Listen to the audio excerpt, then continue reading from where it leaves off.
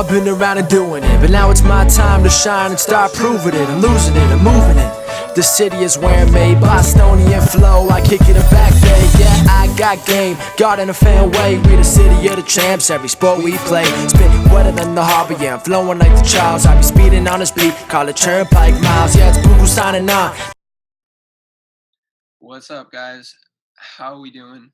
Today, I am sitting down with someone that was introduced and recommended to me by a good friend and family friend. Shout out to Deli Dels. And he is a fellow podcaster, a YouTuber, the creator of Once a Week, and he is a motivational speaker and life coach. So everybody welcome Billy Giannouloudis. How are we doing today? What's going on, guys? How you doing? Glad to be here. Glad I got to reach out to try and make this happen. Love all the messages that get put out there. It was funny. I don't know how Adele came to you with it, but she was like, listen, I work with this guy, you know, he's super awesome. I think you guys are saying the same kind of things and you guys would really benefit from talking to each other. And then next thing you know, here we are. That was awesome. I came into the office one day to film on a Sunday thinking no one's here, and Adele is sitting down and she's like, okay that I'm here? I'm like, I'll film in front of you. That's fine with me for the YouTube channel. And she took the message in. She's like, I feel like this message was for me. And then as soon as I ended the video, she's like, I have someone you got to talk to. And then she sent me your stuff. I was like, let's do it. Let's run with it. That's hilarious. That's right? Awesome. What was that particular message about? That one, it's one of my recent ones. It's called Design a New Memory. Yeah. And with what I try and help people with life coaching or motivational speaking, I've been trained with psychology. I got my bachelor's in psychology. I've been working in the therapy field for the past about almost 4 years now. So I try to help people on a psychological perspective as much as an emotional, physical, and spiritual perspective. So with designing a new memory, if you think about it, we're so used to the habits of our past behaviors, we kind of redo the same thing over and over again. So just like as we do if we have a goal or a dream, we're picturing ourselves moving forward to our future. And so when you really dive into the brain and how it works, how the mind really operates, it processes us through our memories. Our past is what creates our future. But if you're operating strictly out of your past, how can you create a new future? So with designing a new memory, I guide people on how to design this stuff where you actually create your future in the moment and then you can walk into it. And Adele sat there and she took that whole thing in and she loved it. So if you guys want to week, design a new memory. That's what's up. I caught a little bit of that video, and that was actually something I wanted to talk to you about and bring up because it's something that I've heard Dr. Joe Dispenza talk a lot about, right? And I heard some other videos that you had sat down with people, and that was someone that you guys had brought up and mentioned. So from that standpoint, what has he done for you, and what have you learned and taken away from him other than the past? He's been someone that's very recently made an impact in my life with his books and his meditations. I was never a meditation guy. I was always just kind of, I come from a spiritual perspective, but, I never understood what meditation was until I read some of his books. Becoming Supernatural was the main one I read so far. But I was always trained under Tony Robbins, and that's where I got my life coaching certification from. So I always went his way. And then when I really started to branch out and I found Dr. Joe Dispenza, he took me deeper into the mind than, I don't want to say Tony didn't, but Dr. Joe Dispenza, like he dives into gamma waves, like the brain waves in itself. And the biggest thing that impacted me through him is he allowed me to reach my clients on a different level because the breathing is a factor in life, the breathing techniques and everything. And he teaches you how to have these experiences and, like I said, design a new memory, because he wants you to stop operating out of your past habits, because that's when we truly find depression, we find anxiety, we find anger, and we never know why. But when you can take a step back and really dive into this stuff, you realize I've been doing the same thing since I was a kid.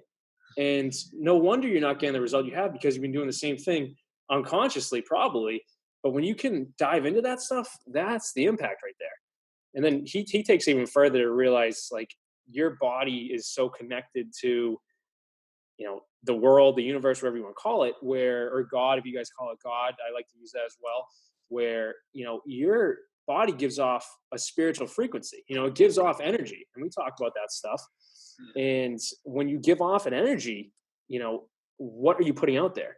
And Dr. Joe Dispenza, he dives into stuff where it's like realigning your energy, where you can actually make that connection, and you kind of you can heal yourself through his meditations, which that's kind of what sparked me, because I want to help people like that. Like, that's been my goal since I started pursuing my dream. And through reading and learning his stuff, it's like his case studies in his books, people come in with like, they shouldn't be here.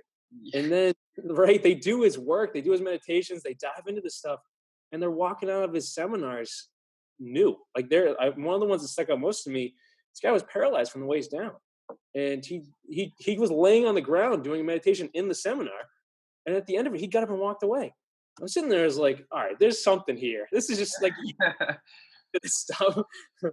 That's crazy. And to double up on that particular scenario, that's how Dr. Joe Dispenza's whole life changed and took that path, was because he ended up in a huge car accident, if I'm not mistaken, right? Yeah. And was told that he needed like 15, like tons and tons of surgeries, and had no hope of, fully recovering. And he completely healed his entire spine by thinking, on a cellular level, I'm going to tap into regeneration. I'm going to tap into healing. And he, lo and behold, has now done that for himself. And now he's doing it for hundreds and hundreds of others. Exactly. It's astounding. I love it. Really crazy. I love listening to his stuff. Kid that you would probably love to check out is someone that I did a previous podcast with, Taylor Fakas.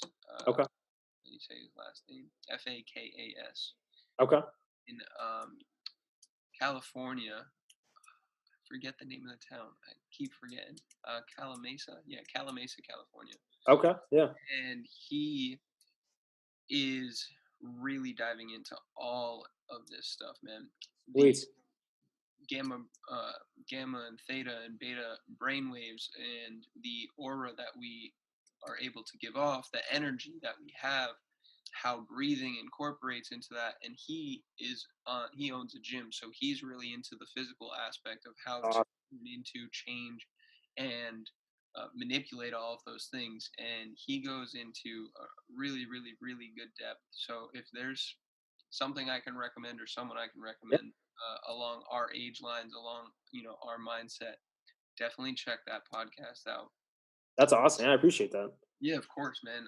Someone that you may even be able to connect with, right, and talk to, and grow a relationship with. So now, from taking it back to that new memory creation standpoint, where was your starting point? What habits allowed you to break out of the matrix that you may have been in? Or have you always been very conscious of this stuff from a young age? My story, it's funny. You take a look back through my story, it's like bits and pieces pop up. And I think that happens to all of us, where, I like to use the phrase destiny. I don't know if people still use that phrase, but I believe everyone's got a purpose here. And, we go through life not knowing what our purpose is the majority of the time. But my own philosophy, I believe there's a golden strand where you can look back. I have one of the very first videos I did was your purpose, to try and help people figure out their purpose. And that's kind of what stems back through my own habits, because the golden strand is like this dream, motivational speaking, life coaching, helping people kept popping up until I was probably started when I was like 2 years old. And there's a memory of me when I was 2 years old where I, ditched my family on a beach to go help someone whose sandcastles just fell apart. And that, like, I never really thought about it. But then you start to see, as my life goes on, it's like this helping people and motivational aspect has always been there. And then, in high school, I gave my first motivational speech to the soccer team that was there. And they took that and ran with it, where they were supposed to, if they lost one more game, they'd be out of the league, out of the tournament. They ended up winning the next 6 games and making it to like the finals and whatnot. And that kind of like, it kept the I guess, potential there where it's like, Bill, just keep pursuing this dream. Then, you know, I think we all go through periods where we get the college standpoint and it's like, all right, you got to learn, you got to do everything you got to do. I feel like sometimes our dream gets put on the back burner. And in my experiences, that happened to me, I'd say. Okay. I always knew that motivational speaking and life coaching or something helping people was going to be there. I just didn't know how, but I would tell everyone, I'm here because I want to do motivational speaking.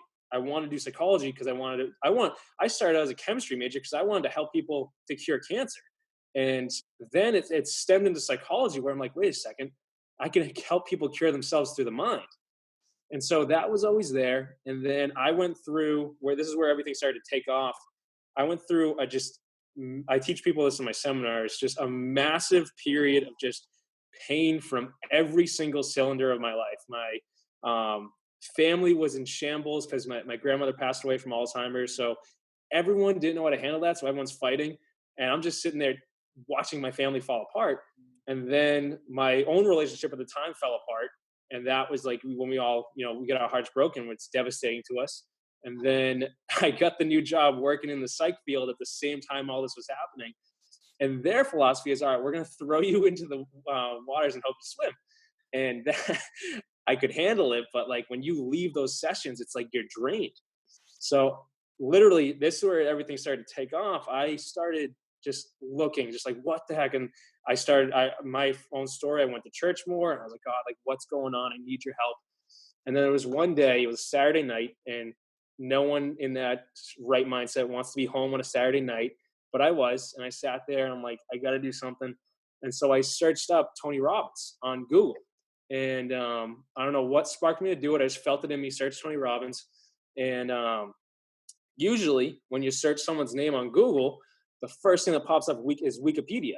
And in my case, that was not the case. It was Tony Robbins' strategic intervention life coaching classes.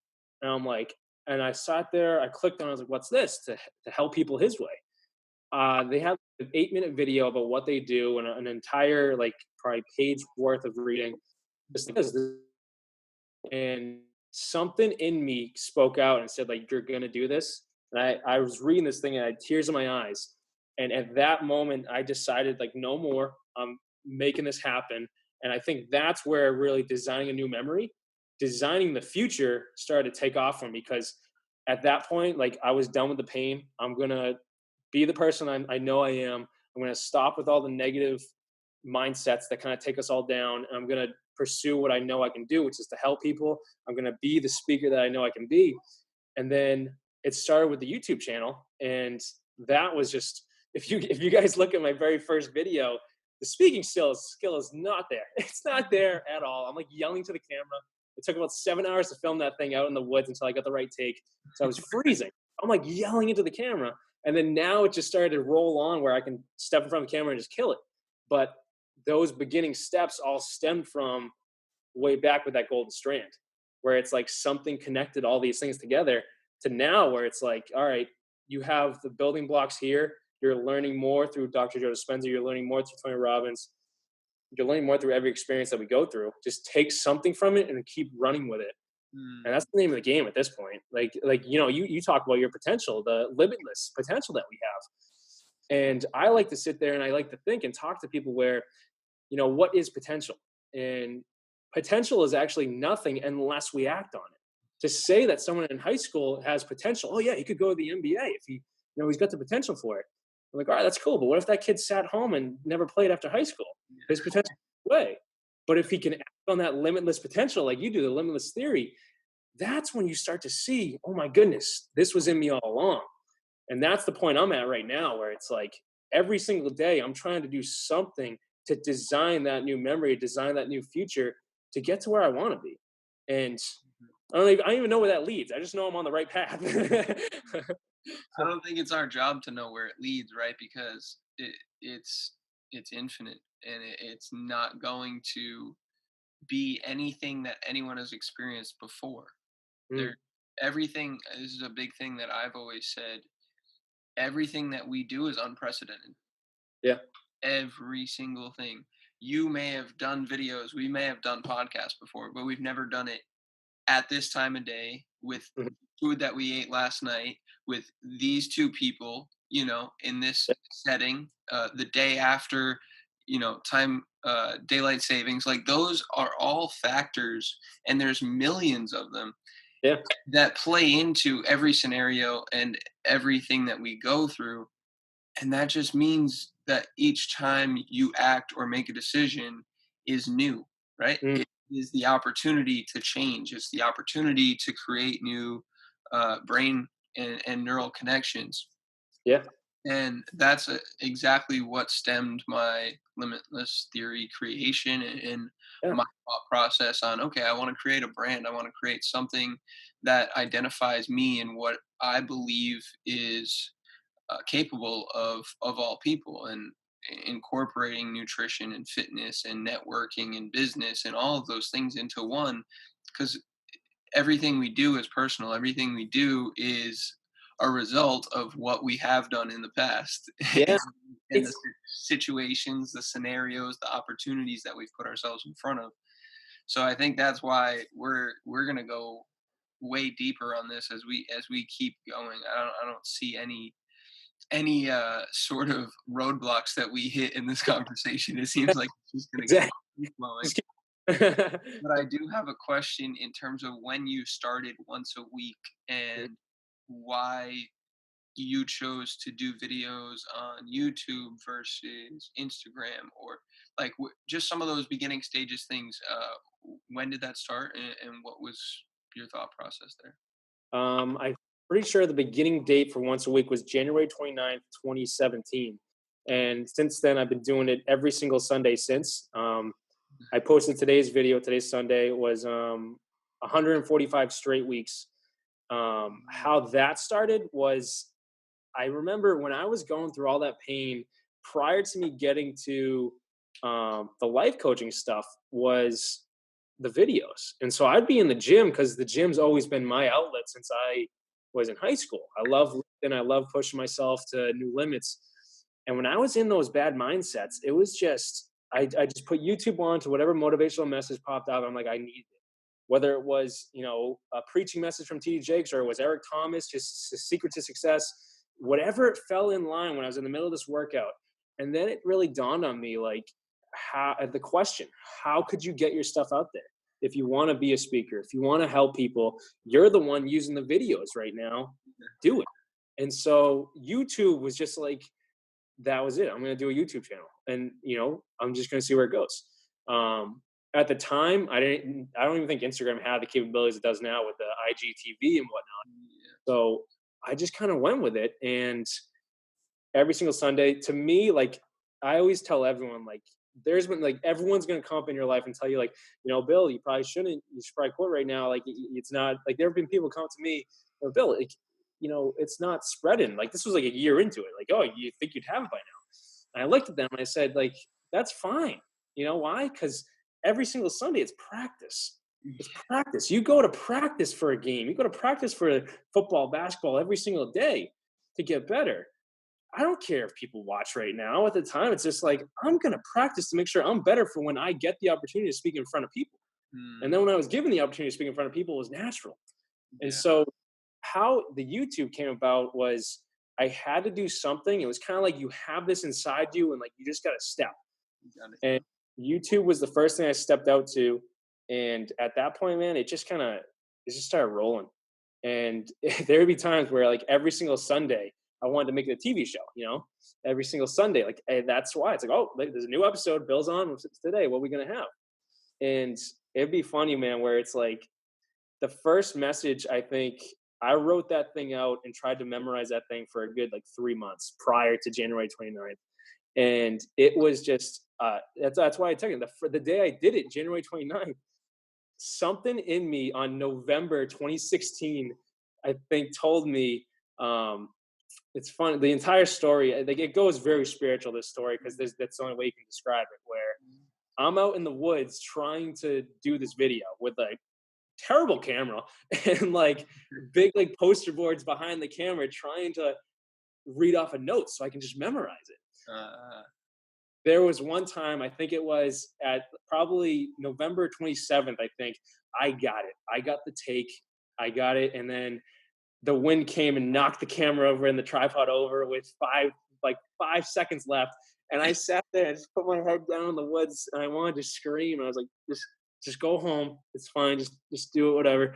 So I couldn't use the takes or anything. And it was just practice. So January came, I still hadn't done a video.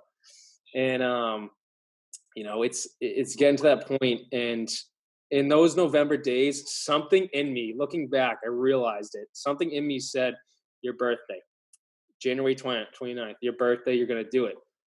But, when we get those messages when we're in that pain, we don't listen to it, sadly. So I'm like, every week, I'm going out there. I'm failing.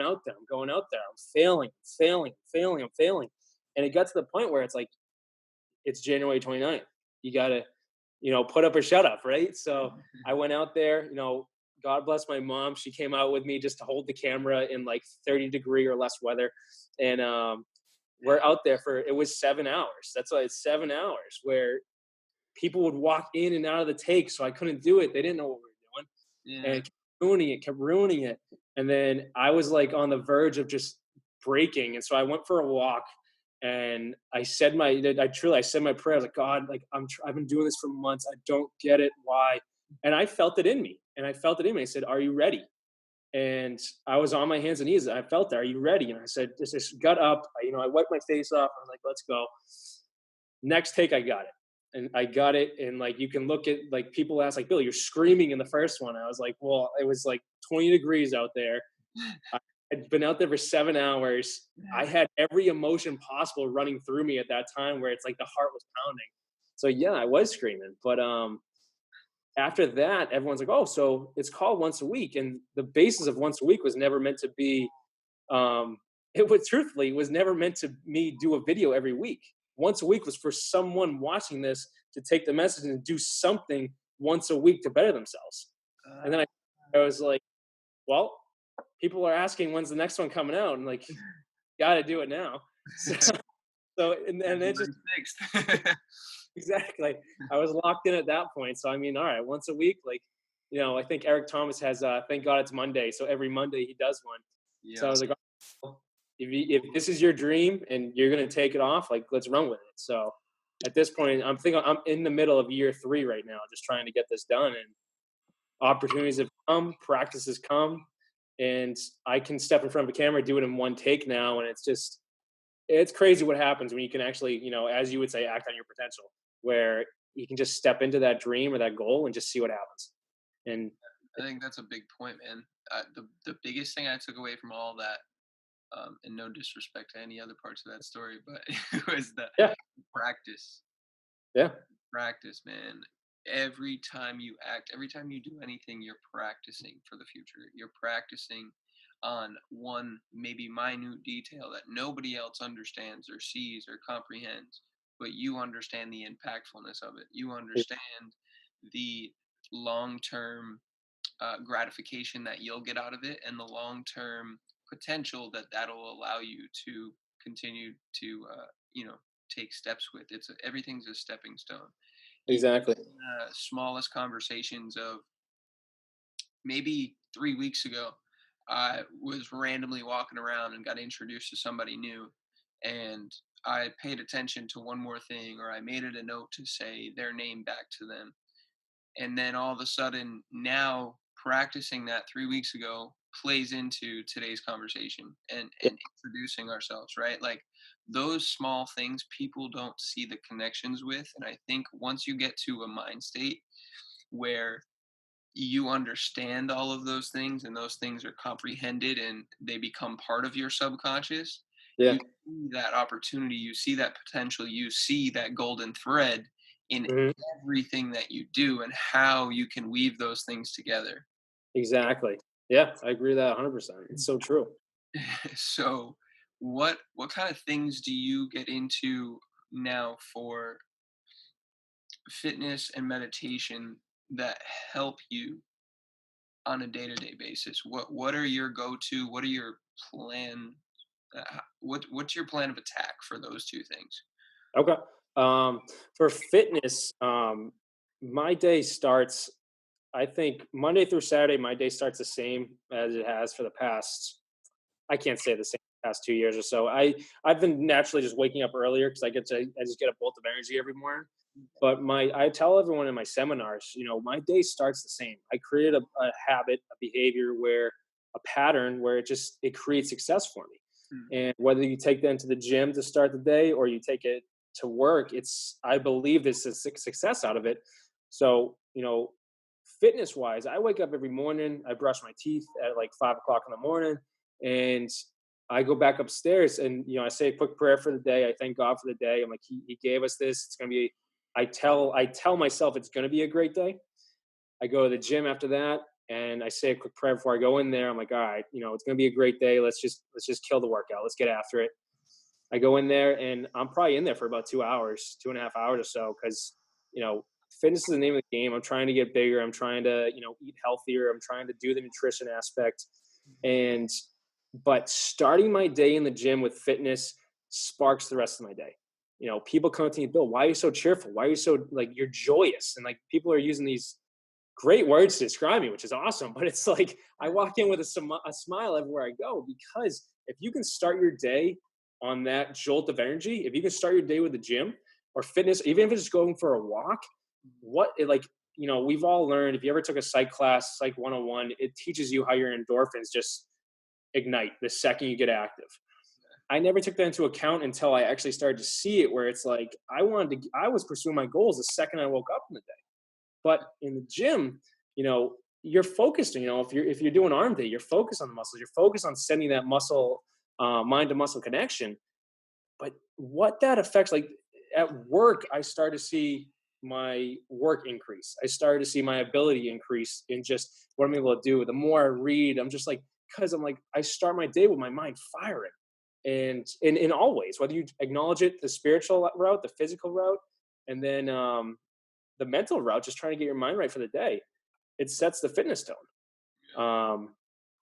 Then when you take meditation into it, if I have the time, I've been diving more into meditation. If I have the time after a workout, I'll drive to I'll drive to a random parking lot and I'll just sit there and do a meditation, like in the truck or whatever it is, because I want to get away. If I want to get to the woods, I'll go to the woods or something like that. But the breathing technique, I've really started to see probably over the last 2 months has affected me in different ways, and it's sparked my energy tremendously. And I think I started to pursue the meditation routes. I'd probably say lastly, because I started with fitness, and then I found out what the spiritual side of it was with prayer, and then I found out what meditation was with the mental perspective. So if you're someone listening to this right now and you're struggling, if it's mentally, meditation, I really believe it realigns your mind. Prayer, people talk about how praying is for your spirit, and I believe praying goes for everything. But meditation, I really have seen myself and people I teach this stuff to receive healing because they're realigning their mind through the breathing techniques, through everything. And, sadly, you look at the world we live in today. I work in the psych field. I help inner city kids and families in Brockton, Massachusetts, which is not the best city. But these kids are just struggling with depression, anxiety, and the whole 9 yards. And that's a kid. And so if you take that, when that kid gets older, like we see in the, just our day-to-day lives that people we work with, everyone's dealing with something mentally. And it's sad how much it's popping up. But I think meditations could be a route to that. I think physically, I love the gym. I tell everyone, if you want to get on a health kick, I'll write you up a workout plan right now. I'll dive into a nutrition plan and teach you something right now. And they can take and run with it. But the mental side of that's a whole factor that, if you don't have the mental capacity to go after something, where's it going to be? But meditation comes into that with giving you that mental factor. True. That's a good point. You may be able to go to the gym for a week, but if you don't have the mental discipline or capacity to continue to understand how that's influencing you on a day-to-day basis and see the changes, or just to realize that maybe I haven't seen changes yet, but I know 2 weeks out, those things will start to come to fruition. Yep. You're just not going to stick to it. Because people just don't prioritize those things.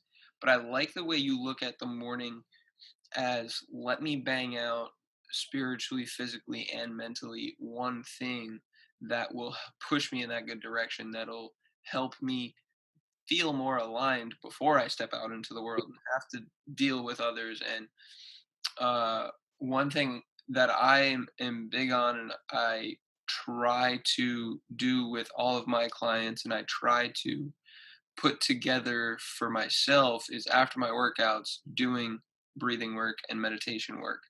Nice. And even if it's like 3 to 5 minutes, some of my clients, they will be all wound up, right? They'll come in for the workout after work and they're all wound up. My goal is to put them in a position where they can physically release some of that, emotionally release some of that, and then walk out of the gym in a much healthier mind state than when they walked in. And the biggest thing that I do for most of my clients is at the end, we'll save like 5 minutes and get into some deep breathing. Even if it's just basic, I call it LT33 breathing, Nice. or 3 seconds in, 3 seconds out, and hold for 3 seconds. And that's kind of the precursor to your box breathing, with I'm sure you probably know of, right? Yeah. 4x4 breathing. And then you get into other things like with some people I'll do Wim Hof, with some people I'll do other things. But for example, 3x3 for a starter, I'll put 3 minutes on the clock, and I'll just say, hey, lay down, get in a comfortable position, usually a hook lying position, and 3 seconds in, 3 seconds out, 3 second hold. And they maybe going into it directly after we got off the bike, or after we did a high intensity interval circuit, and they're like breathing super, super heavy. And by the end of it, completely calmed down, de-stressed, like Yeah. you can see their shoulders sit into their actual sockets. And those things, right, when people like sit up and look at you and they're like, you can just feel a different aura. Yep. Those things make a huge difference, and I think it's super overlooked. And if you can do that before you step out into the world, Right. you're creating a new memory, you're creating a new approach to everything that you're going to encounter on that day. Exactly. Because you got to get yourself ready. Because, you never know what's going to happen when you step out the door. But if you can yourself mentally, physically, spiritually, emotionally, you're ready, You build that resilience. Yeah, exactly. You're battle ready. You never know what's going to be out there. You never know what's going to happen when you walk out the door. That's for sure. Especially up there, weather-wise, you never Yeah, know. exactly. So that's one thing that you guys are starting to get into now with the winter, Mhm. is like seasonal depression disorder, right? Yeah. Yeah. So is that something that you've seen people deal with, or that people are struggling with, and people come to you with more often during this time of year? Like, how does that play into Yeah. what you're doing? No, it's a massive factor, and I see it more often with the clients that I mentor for, because it's therapeutic mentoring. So kids are coming to you with therapeutic problems, Hmm. and there are so many teenagers that I work with for the past, since I've had this job, that come to me with claiming they're depressed, blaming it on seasonal depression and everything. And seasonal depression, it is a factor because you can take it to a science perspective where we have no daylight anymore. It's dark the majority of the day. It's freezing. You step outside, you get hit with that wind, the cold hits your face. It's not fun. You gotta do the extra stuff for the joy in the morning. But I find, God bless you. Seasonal depression, I find more often, and to do it, I take it on such a base level where I just try and snap people out of it. I've had. I hope this client watches this. I can't say their name because of HIPAA reasons, but I hope they watch this, because this kid would come to me. He's a 16-year-old kid, blaming seasonal depression, blaming he was depressed year round, seasonal depression. I go, bud, that's not the case. Like, seasonal depression is seasonal. And so you come to me with all these problems, and you could see, just as you kind of just described with the breathing technique, you see their shoulders drop and everything. This kid would be hunched over the whole 9 yards. He's telling me about his depression. And I go, all right, man. And I would do something every single session to break this kid out of his habit. And I would emphasize that to him. He would never believe me that he was having fun. He would never believe me if he smiled. If he was laughing at something I did, And for that, even I don't care if it was a split second where you were happy. If you are happy in that split second, your depression is gone for that split second. Yeah. And it's only how you think about it if you fall back into that depression. So seasonal depression or depression in general, I believe you're sending the same thoughts through your mind and you're seeing the same things every single day that are not creating some ounce of joy in you. So if that's the case, let's break that habit. Let's snap out of it. So if it's a kid or it's an adult that I'm working with for a client, I'll do something, even if it's to make them laugh. And I'll catch them and it'll be like, hey, what are we doing? Like, what? And like, what'd you just do? I don't know. I was like, you smiled. But you just took 20 minutes to tell me how sad you were, but you smiled. What made you smile? And then in that, even if it was for 1 second, I can dive into their mind to try and figure out what they thought of in that moment. And something in there brought them joy. And we can expand that so they can take that into every day. And whether that's kind of what we just talked about, your morning routine. If that's how you start your day, where if you can find something to make you laugh during the day, or if you can find something, if you wake up every single morning and see a picture of your family, see a picture of your kids, whatever it is, believe that like you have that in your life. We focus so much, the newest video I just did, Living in Abundance with Tyler Brondick. He's a great guy. He's got his own podcast as well. Living in Abundance. And in that, I describe to people how we live in a world right now where we're constantly picking. I want more. I need more. I need more. I need more. And it causes us to point the finger at everyone else where we go, I want that. I want that. But if you're constantly in a mood where you need everything else, you're going to be depressed because you're not seeing what you truly have in you and you truly have around you. If you can come at everything from the mindset, like I have everything I need right now, that does two things. That opens up a blessing for you. And I believe that something's going to come great into your life because you switched your mindset. Two, you start to see yourself really, I'm good. I have everything I need right now. I don't need more. Let's just go about the day. You can't be depressed if you're beautifully happy with what you have now. I don't care if you're someone that still has a flip phone. You got a phone. It's just like, if someone that's just like, I want the brand new, Lamborghini, but you got something with 4 wheels that, yes, it creaks when you drive, but you got 4 wheels to get point A to point B. You got to take that step back and see everything from a little minute perspective to see how great it actually is. So when people come at me from a seasonal depression or a depression standpoint, I take that thing so precise as I can, where I can just expand it for them. And it helps. It really helps to bring joy into your life to see what you have now. That's a great point, man. I like that. It's all about figuring out that split second that caused some sort of dopamine release. What was it? Yeah. And you said maybe it's a picture of your family, or maybe it is doing jumping jacks, or doing something that brings you back to your childhood. I was watching the video with your buddy Steve. Yeah.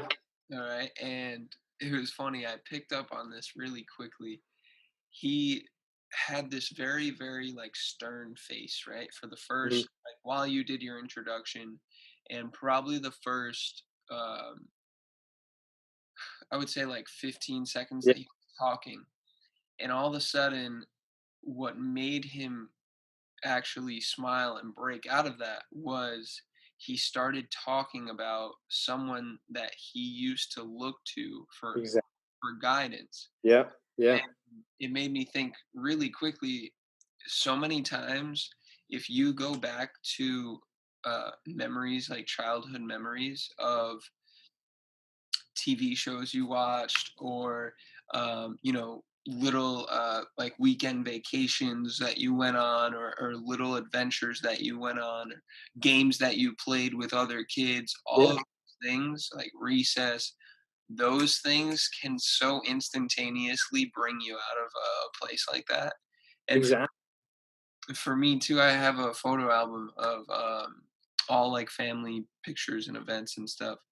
And sometimes I just look through it, especially on weekends when I'm not, as precise and diluted with my time.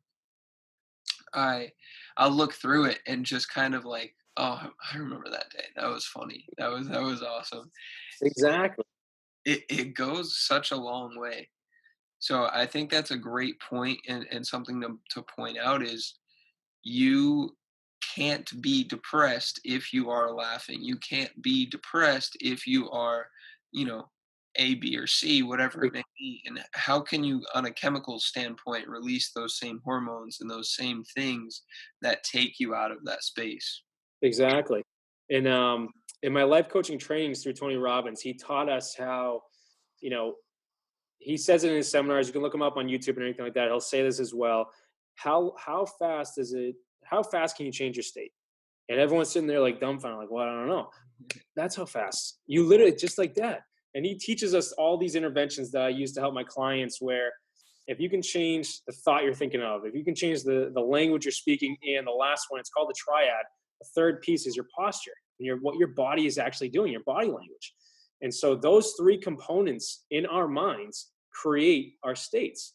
So if you can change the language you're speaking, if you're depressed, you're going to notice, or someone's going to notice for you, you're speaking very negatively or a monotone and it's just down and the day's never good. And even as I said that, if you look in that video, my entire posture drops. My mindset my thoughts had to go somewhere where I had to say, the day's never good, seasonal depression, it's cold out here. If you notice when, like I see this in my clients, the body posture language, I can switch that. And I try and teach my clients this. And usually the teenagers get so upset at me because they want to have their moment of depression because they want the attention. You got to give them the attention. Yeah. But if you can dissect it, like, all right, what are you thinking on? All right, how did you just describe what you were thinking on? Very natively. Look at your body. Let's bring that up. That's why in the gym, you see people, they're working their body. They're trying to get that posture. They want everything to be realigned. So those three components are so powerful, and we never look at them. You know, we'll look at one. A therapist will look at, all right, what are you thinking on? Well, all right, let's take that deeper. What are you talking about? What's your language? And three, all right, pick your body up, pick your back up. Let's go for a run. Like you said, 10 jumping jacks. What that does to your brain, you're going to be upset if you're someone that doesn't like to do jumping jacks, but you're going to be happy for yourself because you did 10 jumping jacks. You know, it all works together. Dude, big thing, that I always talk about too is the language. Yeah. That is something that's so overlooked, and I've trained my mind to pick those things out whenever anybody talks and I hear I can't, I need, or I love followed by some stupid celebrity or some unrealistic and unnecessary piece of material.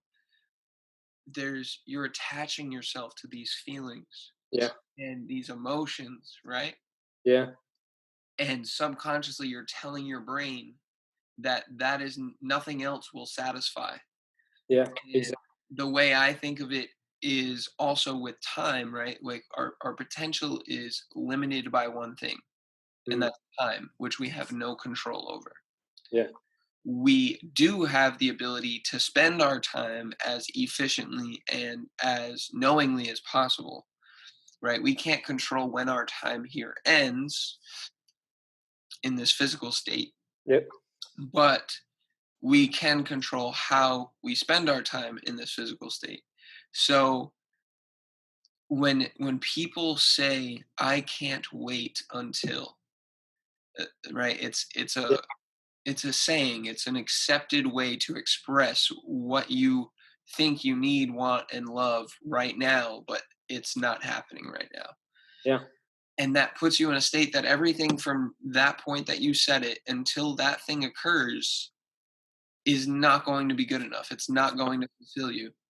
And it's not going to create that emotion and that feeling that you are seeking, that you are wanting. Yeah. And those things from a language standpoint make such a big difference, and taking those out of your vocabulary can just change your life instantaneously. It's so true. It is. Yeah. So are there any other things from your standpoint that when someone comes to you with an issue that you're very quick to pick up on or very quick to seek out?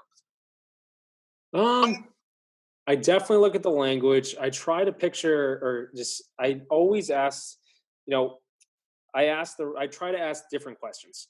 I think I have an entire video on questions I did probably about a month ago as well that I think was one of my more powerful messages, because it just, your state comes down to, yes, your body language, yes, your language that you're speaking to yourself, yes, your thoughts, but what questions are you asking yourself?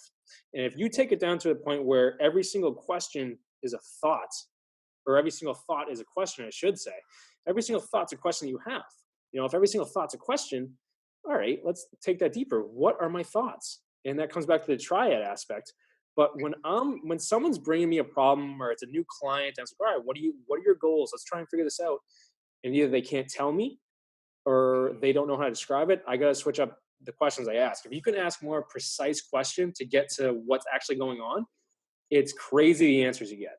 And, in my seminars, I teach this to people where, Tony Robbins teaches this, is probably why I teach in my seminars, but why do you ask these questions? Or how can I ask a better question? So, you can even teach it too. I keep mentioning, I go on the spiritual perspective as well. When you're saying a prayer, aren't you talking to God and asking for a question? You bring him something. All right. Well, what did you ask? And if you're asking yourself, you're asking someone, why does today have to be so bad? You're already implying that today is bad. All right. Why is today going to be so great? Well, you're going to be on the lookout for what's so great about today.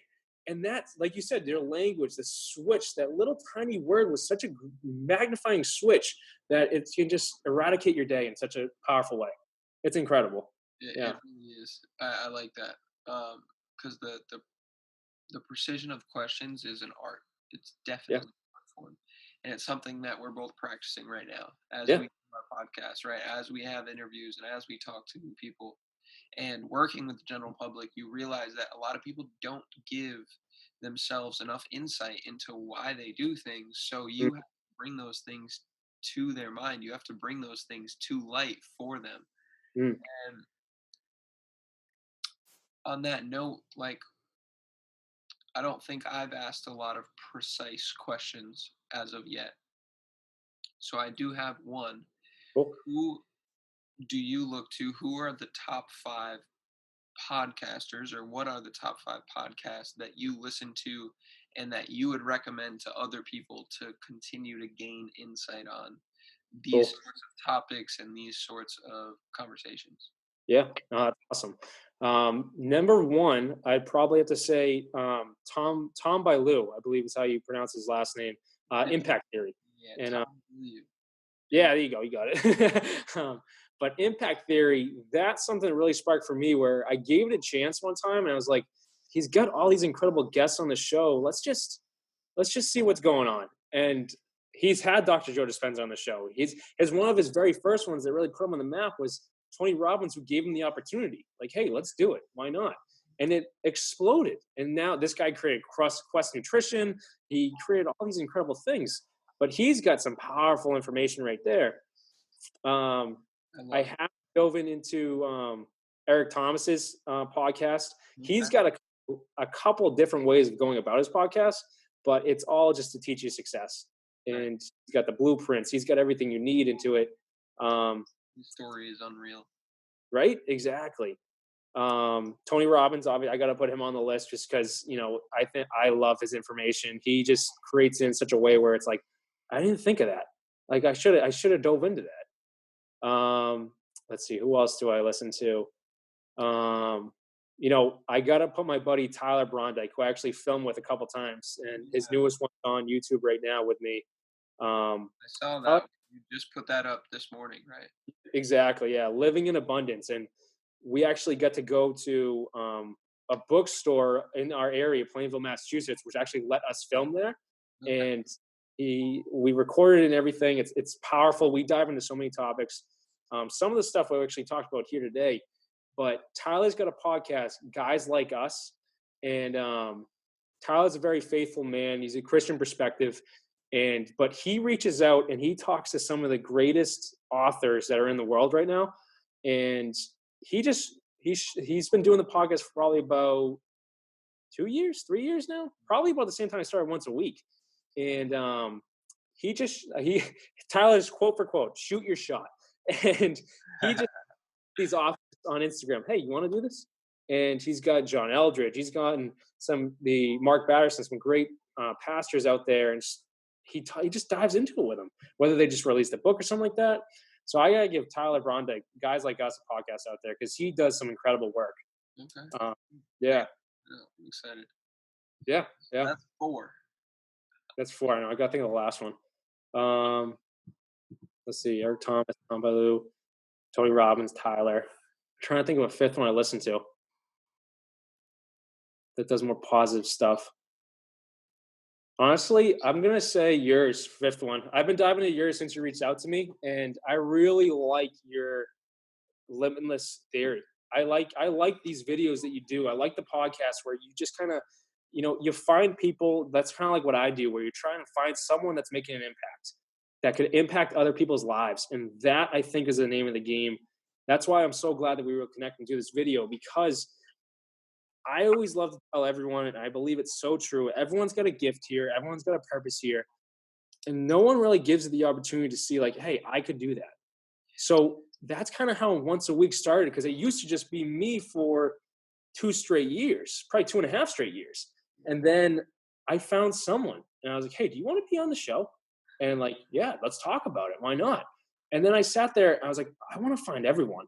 Let's find someone else that they could just be a soccer coach in my town or something, but they're making an immediate impact in someone's life. Mm-hmm.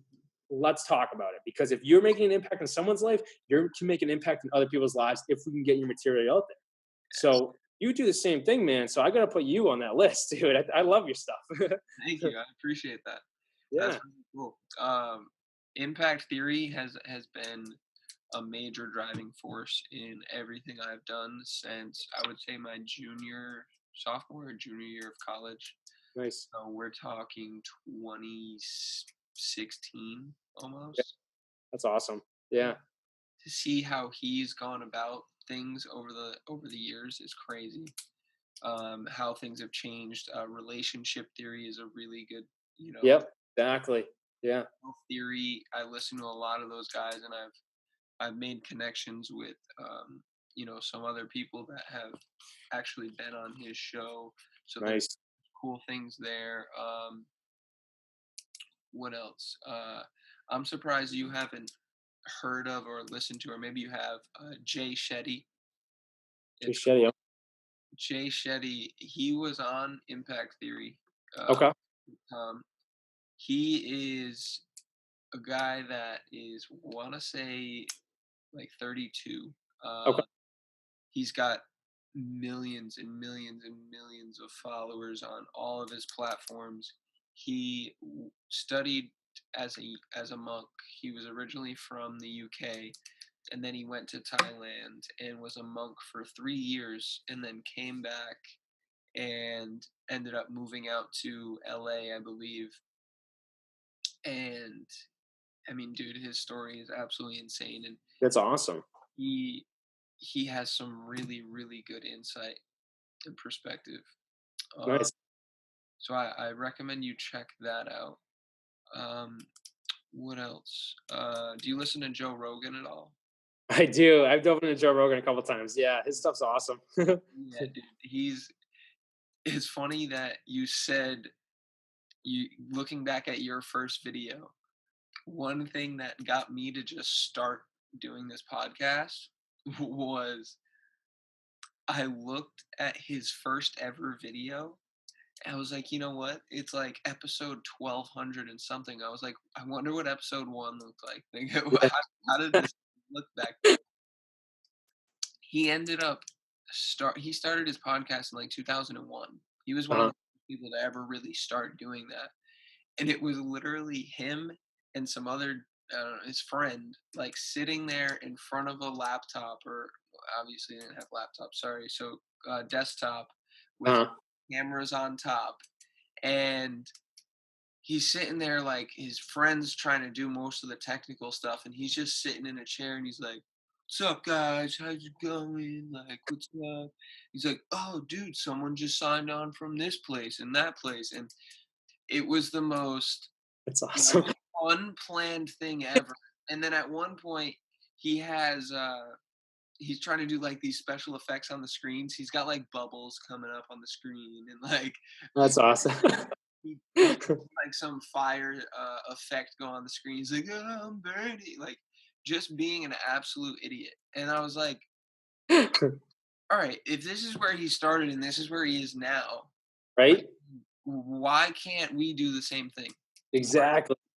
Why not just get started and practice? Yeah. He didn't even know if he was live. You know what I'm That's- saying? He yeah. had no idea of what was going on.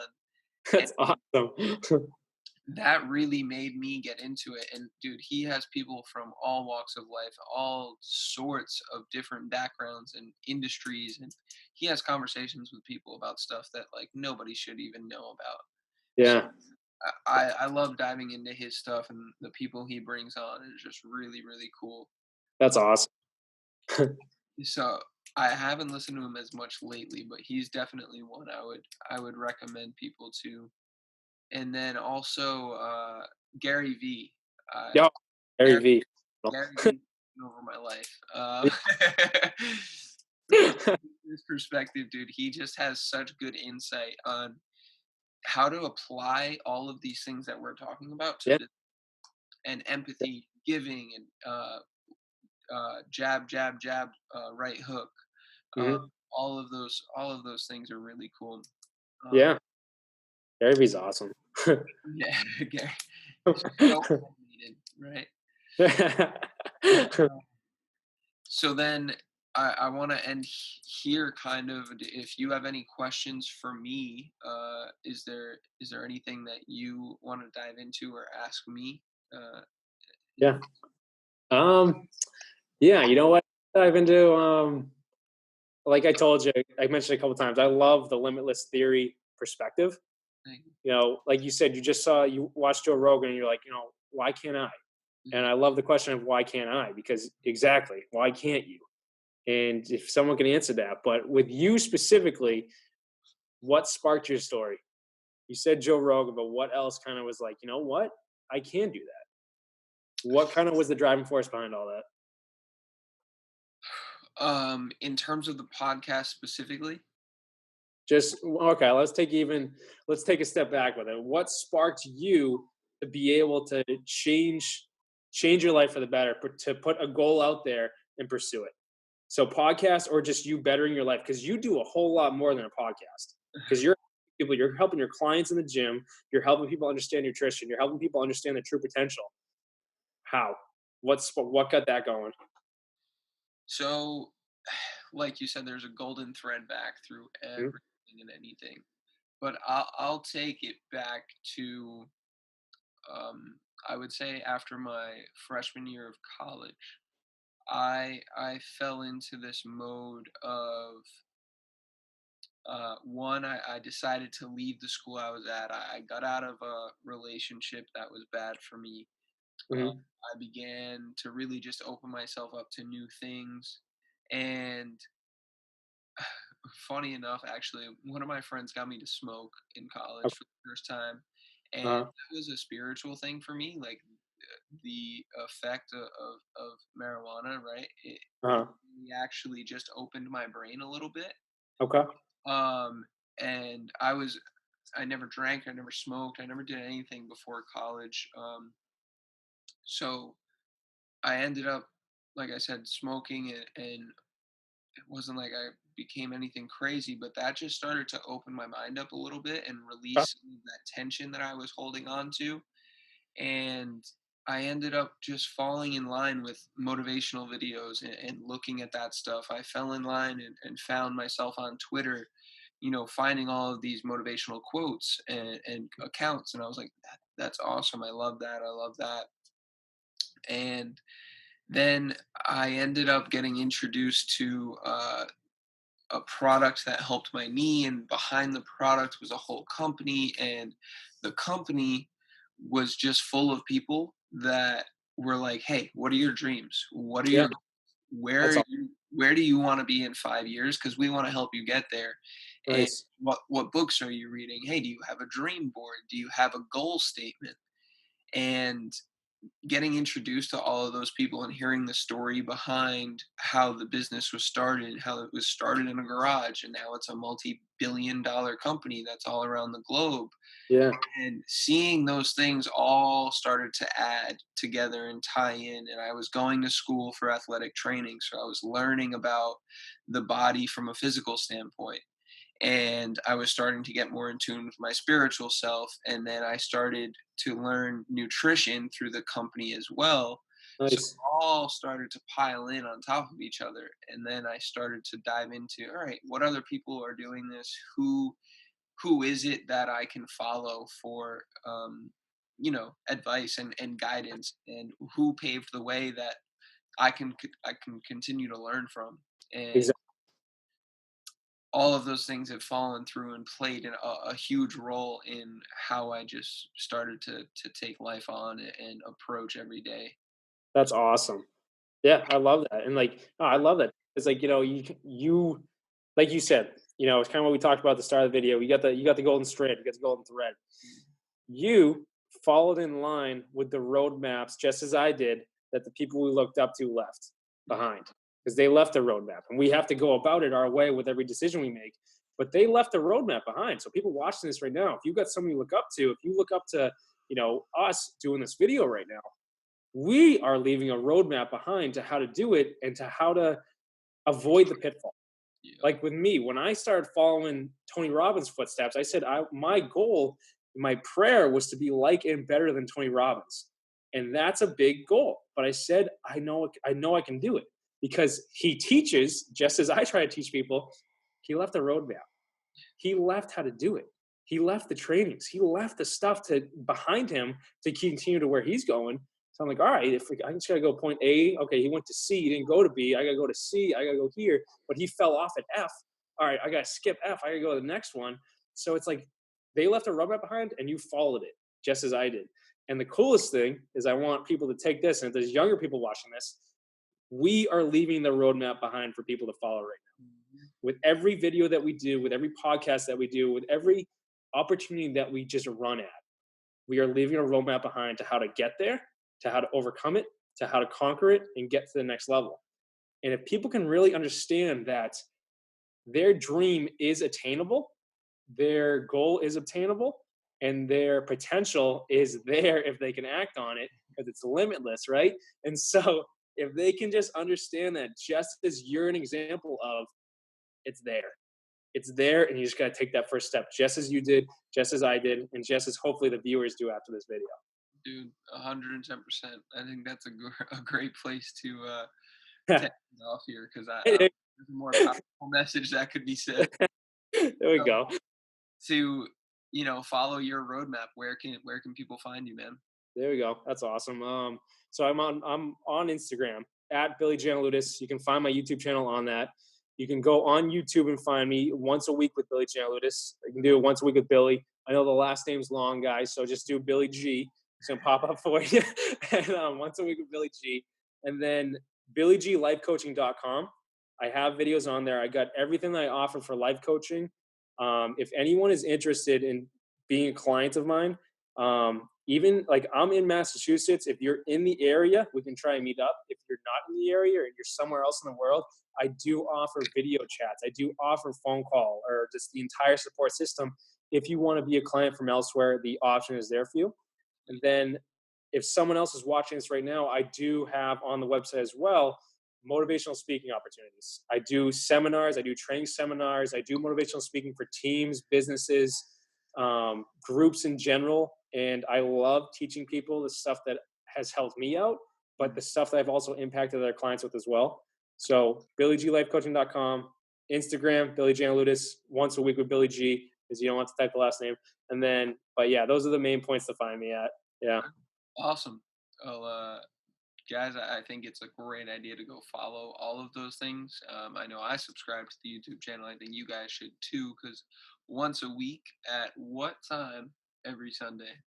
I try and get it out there usually by 4:00 on a Sunday, but I can assure everyone that every single Sunday there will be a video. Okay. There will. Yeah. I'm the same way. So like you guys know, 3:30 every Sunday is when I like to launch and premiere all of my stuff. So you guys can watch 2 every Sunday, and then you don't have to, you got everything planned for the Sunday. Yeah. You That guys dude. know. Pumped up for the Yep. week. And you're ready to go into the week and kill it. So go check him out. Go follow him, subscribe him, turn on notifications, all of those things. You guys won't be disappointed. There's lots of good takeaways, lots of good messages, and good guests. And I'm excited to hopefully be one of those guests. Videos going on there. So stay on the lookout, and we'll keep you guys updated on that. And thank you again. I want to appreciate you taking the time on a Sunday to do this. Yeah, no problem. Last, I appreciate the opportunity. No, Yeah. Anytime. All right, guys. Take care. Have a good week. See you guys.